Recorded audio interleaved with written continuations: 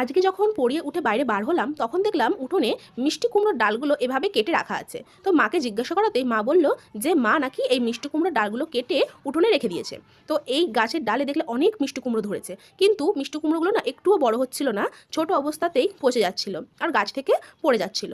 তো এই যে মিষ্টি কুমড়ো গাছটা, আর তোমরা দেখো যে মিষ্টি কুমড়ো গাছে কত জালি ধরেছে। মানে তোমাদের তো আমি অল্প কিছুটা সামনে দেখালাম, কিন্তু ভেতরে ভেতরে আরও অনেক জালি ধরেছে। কিন্তু জালি ধরলে কি হবে, মিষ্টি কুমড়োগুলো একটুও বড় হচ্ছিল না আর পচে যাচ্ছিল।